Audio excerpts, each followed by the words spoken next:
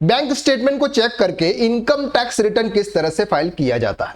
अगर किसी पर्सन का हम अकाउंट्स मेंटेन नहीं कर रहे हैं, ऐसे पर्सन का अगर हमको इनकम टैक्स रिटर्न फाइल करना है और उसने हमको बैंक स्टेटमेंट प्रोवाइड कर दिया, अब बैंक स्टेटमेंट के अंदर हमको क्या चेक करना है, कौन सी इनकम हमको लेनी है, यह सब कुछ आज हम इस वीडियो के अंदर डिटेल में बात करेंगे।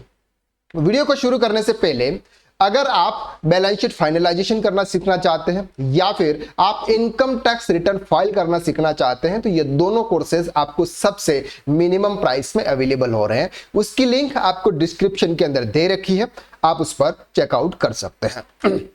सबसे पहले बात करते हैं कि sir income tax return filing के लिए हमको बैंक स्टेटमेंट किस पर्सन का चेक करना है। अगर किसी पर्सन का बिजनेस है तो बिजनेस में तो उसका अकाउंट्स प्रॉपर तरीके से मेंटेन होता है, तो उस समय हमको बैंक स्टेटमेंट चेक करने की नीड नहीं होती है। लेकिन अगर हम किसी सैलरीड पर्सन का इनकम टैक्स रिटर्न फाइल कर रहे हैं तो ऐसे केसेस में हमको बैंक स्टेटमेंट चेक करना होता है। जब हम सैलरीड इंप्लॉय का बैंक स्टेटमेंट चेक करते हैं तो उसमें हमारे पास में 4 टाइप्स की इनकम हमको शो होती है। एक शो होती है कि सर उसके हर मंथली एक सैलरी फिक्स अमाउंट जो उसके अकाउंट्स में क्रेडिट होता होगा। दूसरा, अगर उसके पास में कोई प्रॉपर्टी है जिसको उसने रेंट पर दे रखा है तो वहां से उसकी कोई रेंटल इनकम आ रही होगी, वो भी एक पर्टिकुलर डेट और एक फिक्स अमाउंट उसके अकाउंट्स में आ रहा होगा। तीसरा, अगर उसके पास में कोई ऐसी एसेट्स है जिस एसेट्स को इस साल में उन्होंने सेल किया होगा तो वो अमाउंट उसके बैंक स्टेटमेंट में आया होगा। या फिर बैंक से उसका इंटरेस्ट आता होगा, यार एफडी मैच्योर हुई है तो वहां से कुछ अमाउंट आया होगा। किसी पर्सन ने उनको लोन दिया होगा, यानी किसी पर्सन से उसने उधार दिया होगा या फिर उन्होंने किसी को उधार दिया होगा। इस टाइप के ट्रांजैक्शन एक सैलरी इंप्लॉय के होते हैं। बाकी यहां पर हम बिजनेस की बात बिल्कुल नहीं कर रहे हैं, क्योंकि बिजनेस का तो प्रॉपर तरीके से अकाउंट्स मेंटेन होता है। उसमें आपके कितने सेल्स है, क्या परचेज है, क्या क्रेडिट है, क्या डेबिट, वो सब कुछ प्रॉपर तरीके से मेंटेन होता है। ठीक है, तो अब हमें क्या करना है कि जैसे कोई भी पर्सन आपको बैंक स्टेटमेंट प्रोवाइड करता है, अब जिस फाइनेंशियल ईयर का आप इनकम टैक्स रिटर्न फाइल कर रहे हैं, जैसे हम यहां पर बात कर रहे हैं फाइनेंशियल ईयर 24-25, असेसमेंट ईयर 25-26 की, तो 1 अप्रैल 2024 से 31 मार्च 2026 का बैंक स्टेटमेंट आपके पास में होना चाहिए। ठीक है, ये हमने एज ए डमी पर्पज से बैंक स्टेटमेंट लिया है, यानी कि ये 20 की डेट यहां पर आ रही है। लेकिन आपके पास में स्टेटमेंट कहां से होना चाहिए सर? 1 अप्रैल 2024 से और 31 मार्च 2025 से। अब सैलरी की डिटेल्स अगर हम देखते हैं, अगर किसी की ज्यादा सैलरी होती है तो उसके फॉर्म 16 के अंदर आ जाती है, या फिर 26 AS AIS रिपोर्ट के अंदर भी वहां पर शो हो जाती है।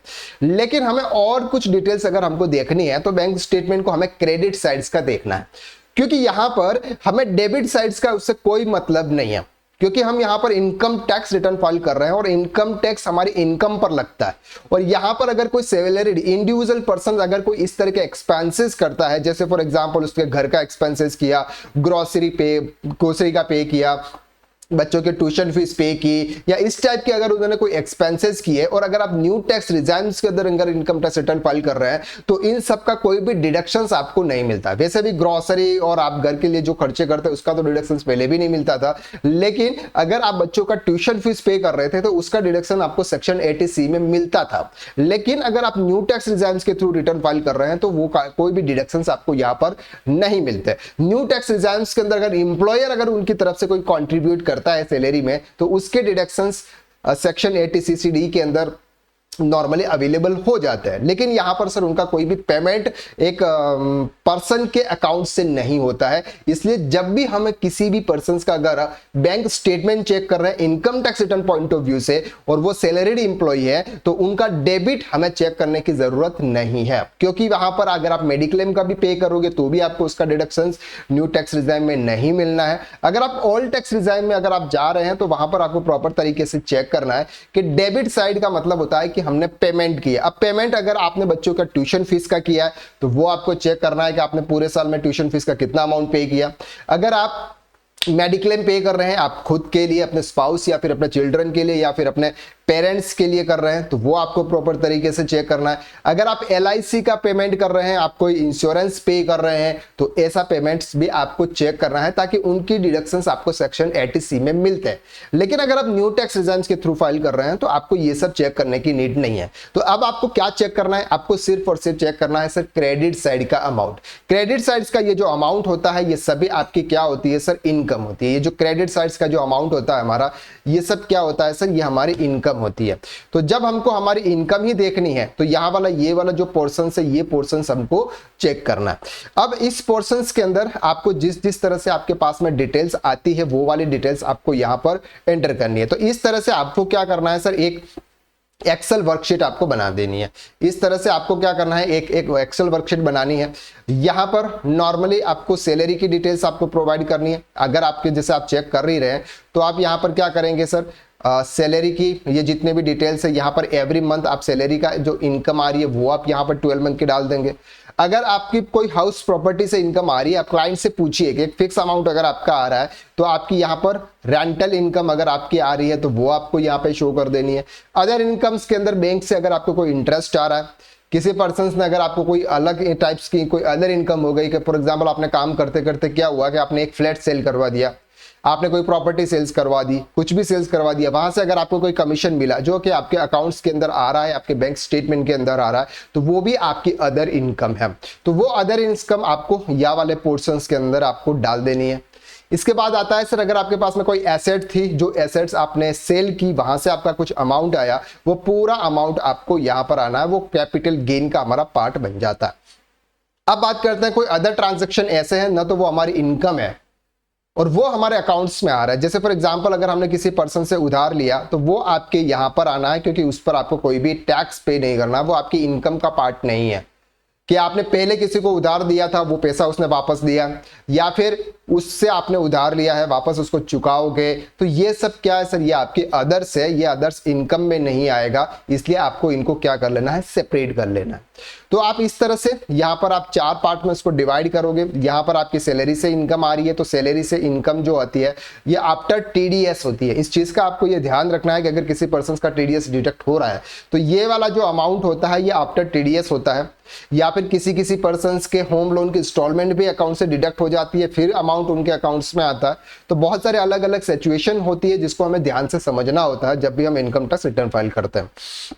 तो ये हमारी सर सैलरी इनकम आएगी। सैलरी इनकम को आपको फॉर्म 16 या 26 एएस के हिसाब से आपको प्रॉपर तरीके से मैच करना है। इसके बाद अगर आपकी रेंटल इनकम आ रही है तो रेंटल इनकम आपके यहां पर आती है, फिर आपका इसका कंप्यूटेशन 30% आपको एनएवी का डिडक्शंस मिलता है।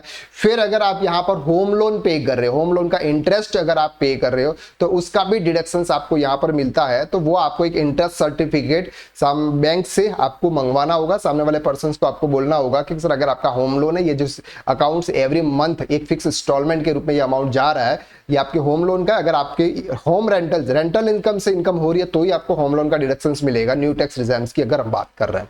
अगर आपने सेल्फ ऑक्यूपाइड प्रॉपर्टी है और आप इंटरेस्ट पे कर रहे हो, होम लोन के इंस्टॉलमेंट पे करो जिसमें इंटरेस्ट का भी पार्ट है, तो उसका डिडक्शंस आपको नहीं मिलेगा। अदर इनकम्स आप यहां पर ले लें जिसको आप अदर इनकम्स के अंदर शो कर सके। और कैपिटल एसेट्स, एक दो कैपिटल एसेट्स हो गए। अगर आपको कोई शेयर परचेज किए थे, इक्विटी शेयर परचेज किए थे या म्यूचुअल फंड परचेज किए थे, उसको आपने सेल्स किया तो वो इनकम आपकी यहां पर आती है जो कि एक कैपिटल गेन का पार्ट बन जाता है। और कैपिटल गेन अगर आपका इक्विटी शेयर और डिबेंचर्स का है, जो इक्विटी ओरिएंटेड डिबेंचर्स हैं, अगर लॉन्ग टर्म कैपिटल गेन है और जिसके टोटल इनकम अगर 1,25,000 रुपीज तक है, जिस पर आपको कोई भी टैक्स पे नहीं करना है, वो आप ITR 1 से लेके ITR 2, ITR 1 और ITR 4 के अंदर भी आप शो कर सकते हैं। और अदर्स वाला जो पार्ट्स है वो आपके इनकम के अंदर नहीं आएगा। तो जब भी आप बैंक स्टेटमेंट चेक करें, बैंक स्टेटमेंट का क्रेडिट का पोर्शन आप प्रॉपर तरीके से एक एक एंट्री को आपको यहां पर चेक करना है। तो यहां पर कभी कभी क्या होता है सर, कुछ लिख के नहीं आता, हमको समझ में नहीं आता है, इसलिए हमको क्लाइंट से हमको उनसे समझना होगा, एक एक चीज को हमें यहां पर क्या करना होगा, देखना होगा, तब जाके आप अपना इनकम टैक्स रिटर्न फाइल करें। अदरवाइज क्या होता है सर, फॉर्म 26 AIS रिपोर्ट के अंदर सभी डिटेल्स लगभग तो आ ही जाती है, ज्यादातर हमें ऐसा कुछ चेक करने की जरूरत नहीं होती है, लेकिन फिर भी आप इनकम टैक्स को बैंक स्टेटमेंट को आप प्रॉपर तरीके से चेक करें। आई होप कि इस वीडियो के अंदर आपको ये क्लियर हो गया होगा कि जब भी हम किसी का बैंक स्टेटमेंट चेक करते हैं तो उसको आप किस तरह से अलग अलग इनकम के अंदर उसको डिवाइड करते हैं और किस तरह से आप उसका इनकम टैक्स रिटर्न फाइल करेंगे। तो आज के लिए बस इतना, नेक्स्ट वीडियो में हम फिर मुलाकात करते हैं।